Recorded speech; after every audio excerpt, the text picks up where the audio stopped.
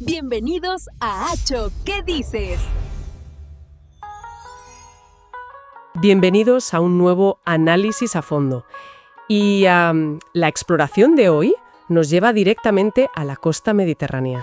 Eso es, al sureste peninsular. Concretamente a un lugar que, redefine por completo y de una forma verdaderamente alucinante nuestro concepto de hogar. El material de origen que tenemos hoy sobre la mesa es un informe arqueológico sumamente detallado. Una auténtica joya de la investigación. Totalmente. Una joya sobre la Cueva de la Higuera. Esto está situado en Isla Plana, en el municipio de Cartagena. Ajá. Y la misión que tenemos por delante es apasionante, porque vamos a desentrañar cómo una sola cavidad de roca, un mismo espacio físico, ha servido como refugio, como lienzo artístico, como fábrica industrial y al final como vivienda familiar, desde el mismísimo Paleolítico hasta mediados del siglo XX. Es que es un recorrido temporal de locura. Literalmente. Desde luego que lo es. Cuando analizamos la documentación arqueológica que nos proporciona este estudio, queda clarísimo que no estamos hablando simplemente de un montón de rocas viejas o de una oquedad cualquiera en la montaña. Claro, no es una cueva más. Exacto. Estamos ante una cápsula del tiempo monumental, tanto a nivel geológico como cultural. Es un registro continuo de la tenacidad humana. Es que me gusta imaginarlo como el inmueble con el historial de alquiler más largo de toda la historia de la humanidad. Generación tras generación, civilización tras civilización, todos fueron firmando el contrato de arrendamiento de esta misma cueva a lo largo de milenios. Me parece una metáfora perfecta. Vale, vamos a desgranar esto. Empecemos por ubicarnos un poco geográficamente. La cueva se encuentra en las estribaciones de lo que se conoce en la zona como el Cabezo del Horno. Sí, una elevación caliza muy característica. Y estamos hablando de una altitud de unos 48 metros sobre el nivel del mar, lo que le otorga una posición de dominio visual absoluto sobre el sector central del Golfo de Mazarrón. Esa posición elevada y estratégica que mencionas es, de hecho, la clave de todo su historial de ocupación. Pero hay un detalle en los informes que resulta verdaderamente llamativo, y es cómo este lugar con semejante peso histórico pasó completamente desapercibido durante tanto tiempo para la ciencia moderna. Es incomprensible, la verdad. Pues el año 1982 marca el verdadero punto de inflexión. Fue entonces cuando miembros del Centro Excursionista de Cartagena descubrieron el verdadero potencial de la cavidad. Hasta ese momento, fijémonos bien, la cueva era conocida por algunos lugareños simplemente como la Cueva de los Cochinos. Exactamente, la Cueva de los Cochinos. Madre mía, la Cueva de los Cochinos. Qué forma de rebajarle el prestigio a un futuro patrimonio de la humanidad. Así es. Y el problema principal era que estaba semioculta bajo toneladas de escombros agrícolas, lo que en esa zona se denominan ripios. Ripios procedentes del abancamiento, ¿verdad? Eso es, de las laderas superiores. Durante años, los agricultores simplemente tiraban las piedras y los restos de tierra sobrantes ladera abajo, tapando casi por completo la entrada de un tesoro arqueológico incalculable. Es que resulta increíble pensar en eso. Un lugar que acabaría siendo declarado Patrimonio de la Humanidad por la UNESCO en 1998, escondido bajo toneladas de cascotes de labranza. Cosas de la historia reciente. Pero bueno, quitemos esos escombros mentalmente y entremos en la cueva, porque la arquitectura del lugar tiene tela. Los arqueólogos dividen el espacio principalmente en dos áreas. Tenemos el sector A, que es un pequeño abrigo exterior bastante estrecho y expuesto. El vestíbulo, por así decirlo. Sí, y luego pasamos a la sala B, que es el gran espacio interior, mucho más amplio, más alto y más profundo. Pero aquí el informe menciona algo que me dejó un poco descolocada. Hablan de una sima. Un pozo vertical. Exacto, un acceso vertical de 16 metros y medio de profundidad justo en esa zona de entrada. Pero momento, si hay una caída vertical de 16 metros y medio, ¿cómo demonios entraba y salía la gente de ahí durante milenios? Suena una pesadilla logística brutal. Es una excelente observación.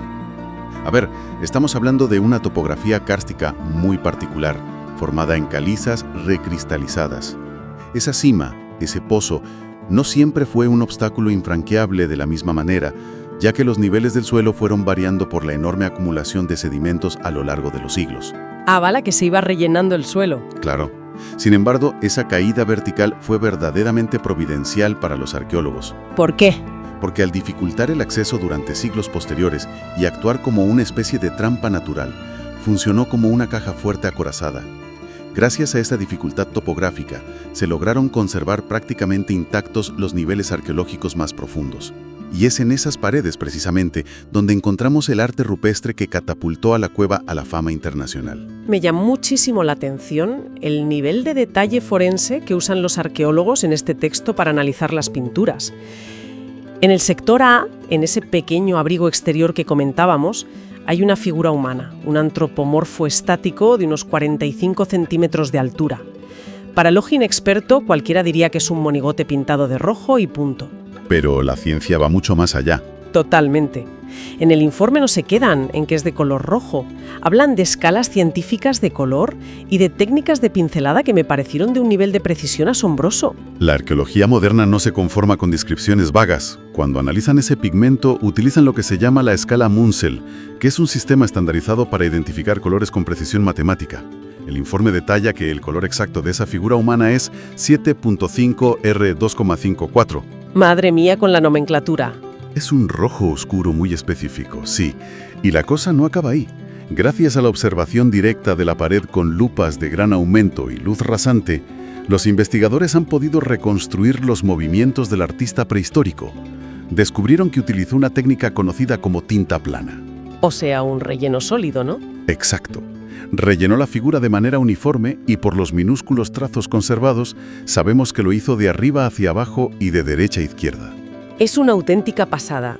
Podemos ver la dirección de la pincelada de una persona que vivió hace miles de años. Es como asomarse por encima del hombro del pintor en el momento exacto de la creación. Lo fascinante aquí es el momento de transición cultural que representan estas obras si las analizamos en conjunto. Si dejamos el sector A y pasamos a la sala B, el gran espacio interior, encontramos otra figura clave. La del animal. Sí, la representación de un cáprido, es decir, una cabra o una oveja salvaje. Esta figura está pintada en un tono diferente, un gris marrón oscuro, tiene unos cuernos largos muy marcados y mantiene una silueta que los expertos definen como de estilo levantino muy avanzado o seminaturalista. Vale, para los que no tenemos un máster en arte prehistórico, ¿qué significa exactamente que convivan estos dos estilos en la misma cueva? Significa que estamos presenciando un cambio de paradigma en tiempo real, plasmado en la piedra. Estamos viendo el paso del arte levantino, que intentaba representar la naturaleza, los animales y las cacerías de forma más realista y dinámica, al esquematismo pleno que dominaría después en el periodo eneolítico. Que son más abstractos. Eso es. En ese periodo posterior, las figuras se vuelven mucho más abstractas, se reducen a trazos muy básicos. Las tradiciones gráficas antiguas estaban cediendo paso a una nueva forma de pensar, de conceptualizar y de plasmar la realidad. Es como ver la transición del arte clásico y figurativo al cubismo o a la abstracción, pero en plena prehistoria. Fíjate que hay un detalle en el informe que me parece, sin duda, el momento de revelación absoluta de toda la excavación, el gran momento eureka. Lo de los trozos de ocre. Sí, resulta que mientras cavaban cuidadosamente a los pies de ese antropomorfo rojo del sector A, los arqueólogos encontraron pequeños trozos de ocre rojo esparcidos por el suelo.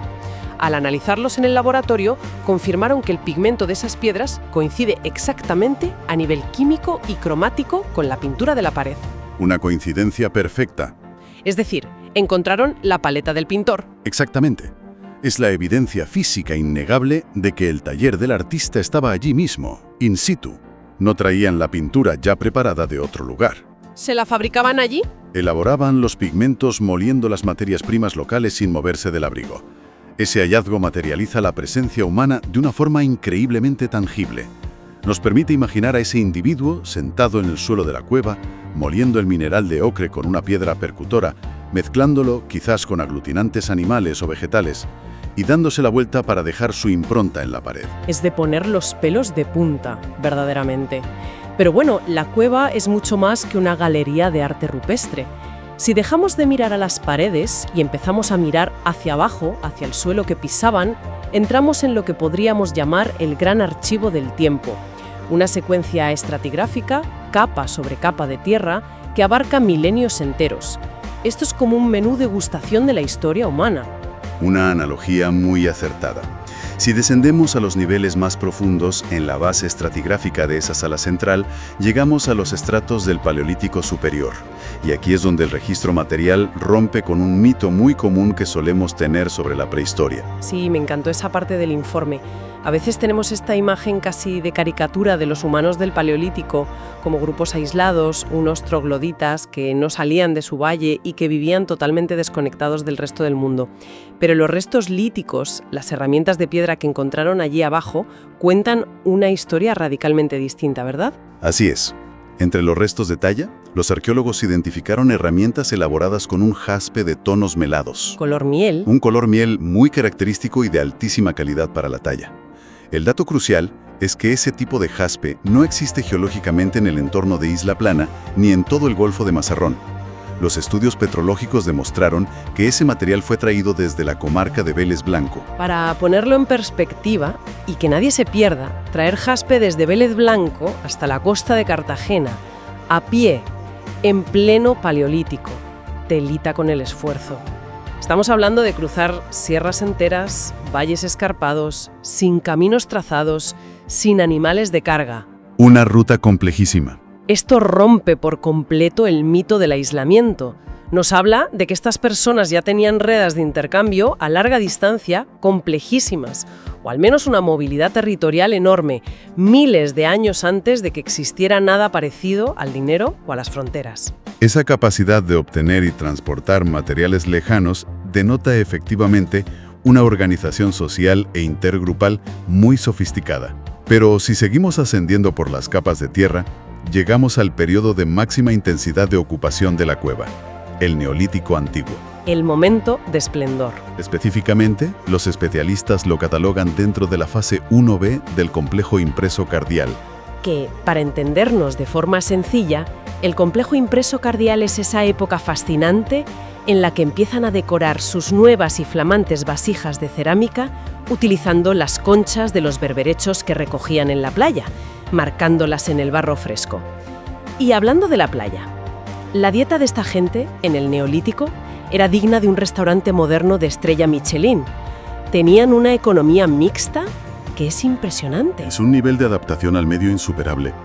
Por un lado, la estratigrafía nos muestra que ya poseían rebaños de ovejas y cabras domésticas, lo que marca esa neolitización temprana, el control incipiente de la ganadería y la producción de alimentos. Pero inteligentemente no abandonaron sus costumbres cazadoras ancestrales. No ponían todos los huevos en la misma cesta. Exacto. El informe detalla una recolección y caza masiva de lagomorfos. Que suena muy técnico, pero básicamente estamos hablando de que comían conejos a destajo. Liebres y conejos de la sierra adyacente, sí. Y como tenían el mar literalmente enfrente, a 48 metros de desnivel, también encontramos en la cueva abundantes restos de marisqueo sistemático. Mencionaban un tipo de caracola, creo. Sí, hay acumulaciones de conchas de una especie de gasterópodo marino llamada Cymatium corrugatum. Además, hallaron multitud de vértebras de peces que, analizando el tamaño y las especies, los ictiólogos deducen que no fueron pescados con anzuelos, sino atrapados utilizando nasas u otras trampas de pesca caladas desde la misma costa. O sea, tenían cordero, caza menor, marisco y pescado fresco. Una resiliencia total. Si fallaba la caza, tenían el mar. Si había temporal en el mar, tiraban de la ganadería. Es fascinante ver cómo vivían en este aparente equilibrio con el entorno durante el Neolítico. Pero, como nos enseña siempre la arqueología, la paz y la estabilidad nunca duran para siempre. Así es la historia. El paisaje de todo el Mediterráneo estaba a punto de cambiar radicalmente, y las consecuencias llegaron hasta las mismas puertas de esta cueva. Y todo empieza con la llegada de los romanos. La sorpresa romana del informe. Ese es, sin duda, uno de los giros de guión más bruscos de toda la secuencia arqueológica. Nos situamos en el año 209 a.C. El general romano Escipión conquista la cercana e importantísima ciudad de Cartago Nova, la actual Cartagena. Y de repente la cueva de la higuera sufre una transformación radical. Deja de ser un refugio esporádico o un santuario con arte rupestre. Se convierte en una instalación industrial. Una fábrica dentro de la cueva. Me parece alucinante. En el sector del vestíbulo, los arqueólogos documentaron un pequeño taller de fundición de plomo. Encontraron restos evidentes de estructuras de combustión y escorias de plomo que fueron licuadas a altísimas temperaturas y se solidificaron allí mismo. Derramadas en el suelo de tierra de la cueva. Pero parémonos a pensar en esto un segundo. Imaginemos el panorama. Meter hornos de fundición de plomo dentro de una cueva. El humo tóxico, el calor asfixiante, el hollín manchando las pinturas prehistóricas. Y no solo eso, la paliza física.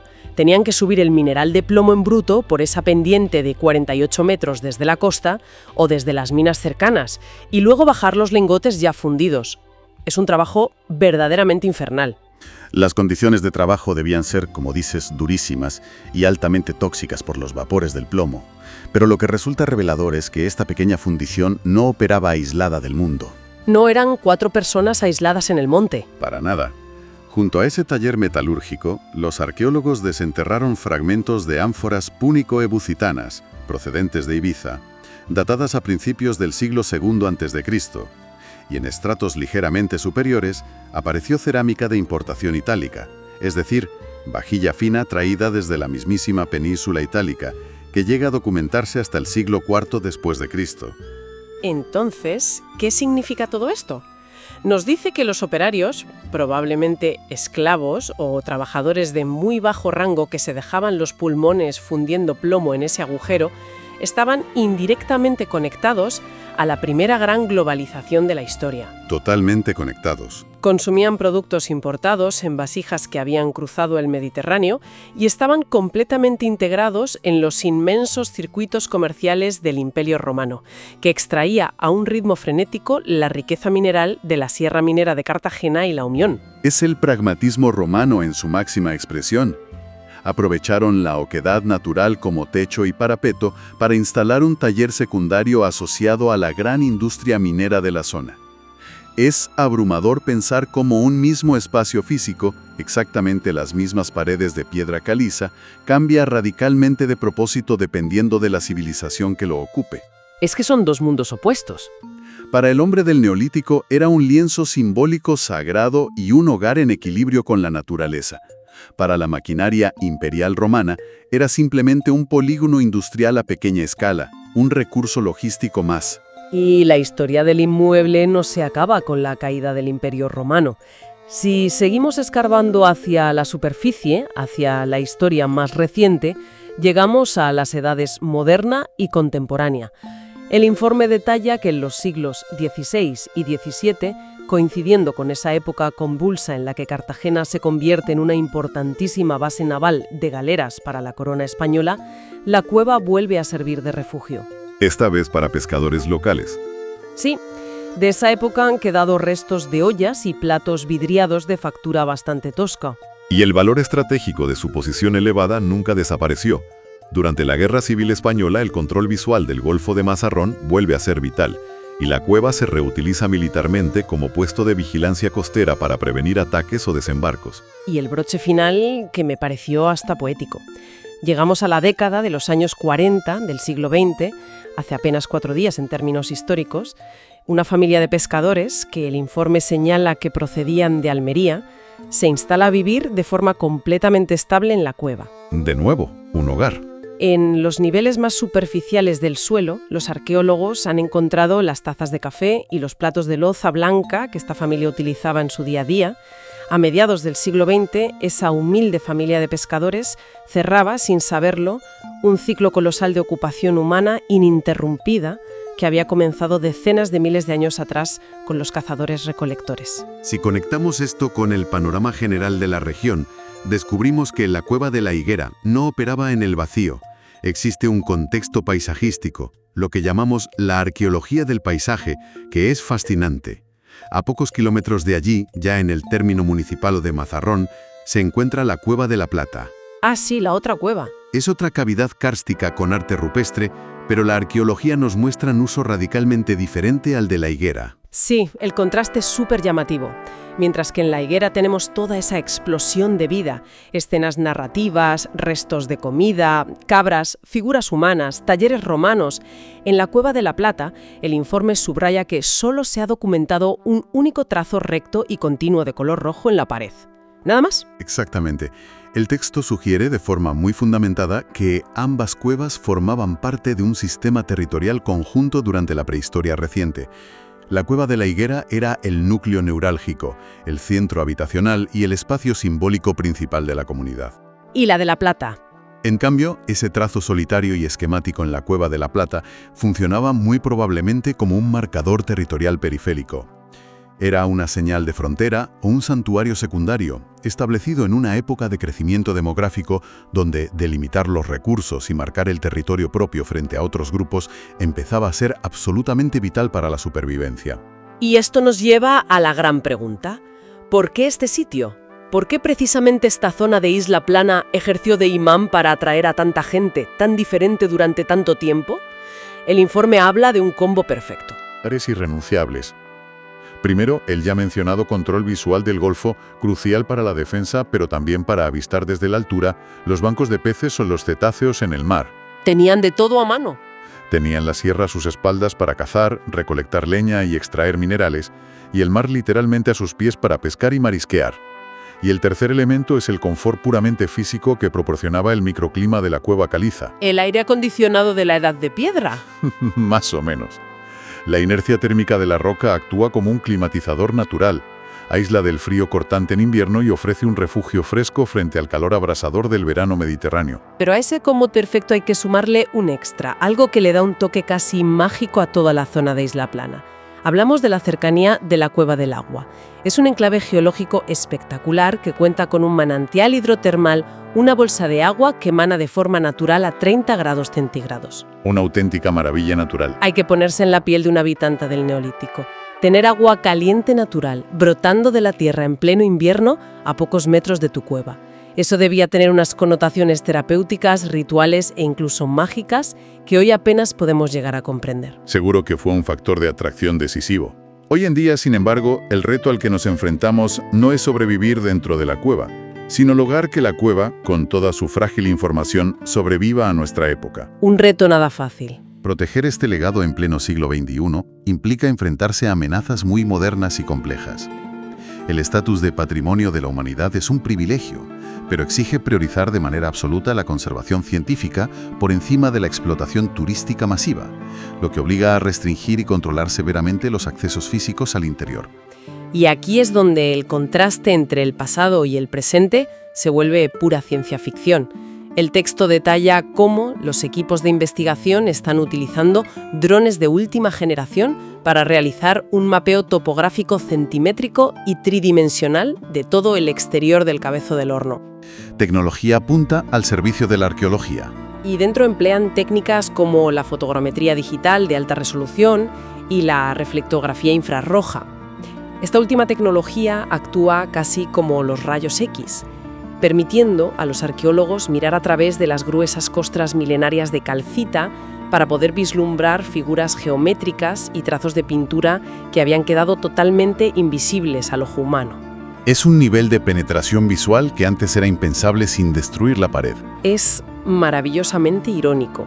Estamos desplegando sensores infrarrojos, cámaras multiespectrales y drones voladores simplemente para intentar proteger y comprender unos trazos de ocre rojo que alguien hizo con la yema del dedo o con un pincel de cerda rústico hace 5.000 años. Es una ironía, sí, pero absolutamente necesaria si queremos frenar las amenazas invisibles y silenciosas que acechan a las pinturas.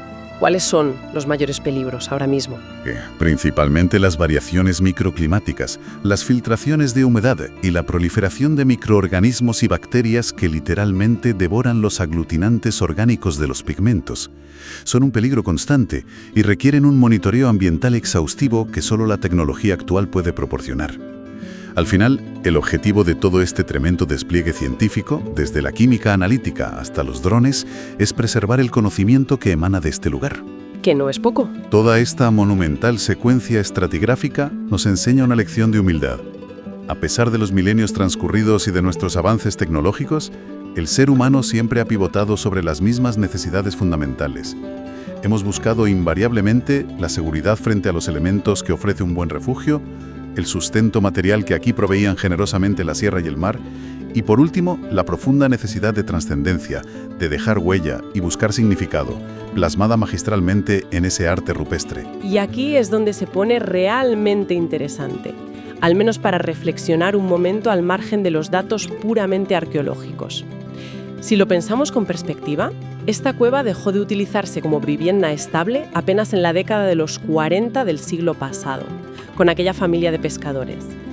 Viendo este inmenso historial de resiliencia, donde la geología dura muchísimo más que cualquier civilización, queda flotando una pregunta que da bastante vértigo. A ver. Hoy en día confiamos todo nuestro conocimiento, nuestra cultura y nuestra memoria a soportes digitales extremadamente frágiles. Discos duros, servidores en la nube que dependen de un suministro eléctrico constante, cables submarinos. Si nuestra sofisticada y frágil sociedad actual sufriera un colapso sistémico o si el clima cambiara tan drásticamente que tuviéramos que abandonar las costas, todo nuestro rastro digital se esfumaría en cuestión de décadas, consumido por la corrosión y el olvido. Es una fragilidad muy real, sí. Sin embargo, las huellas de aquellos pastores del Neolítico, unos simples trazos de polvo de roca mezclado con grasa, han resistido 5.000 años aferrados a una pared de caliza. Si dentro de 10.000 años unos futuros arqueólogos excavaran nuestras ruinas y las compararan con la cueva de la Higuera, cabría preguntarse qué material acabará siendo el verdadero superviviente de la historia humana. Al fin y al cabo, unas buenas paredes de piedra caliza han demostrado ser infinitamente más fiables para preservar la memoria que nuestros modernos rascacielos de cristal y nuestros centros de datos. Una reflexión brillante. Hay muchísimo que aprender de quienes nos precedieron. Quienes buscan comprender de dónde venimos y hacia dónde vamos, siempre encontrarán que el pasado aún tiene respuestas fascinantes esperando a ser descubiertas bajo la superficie.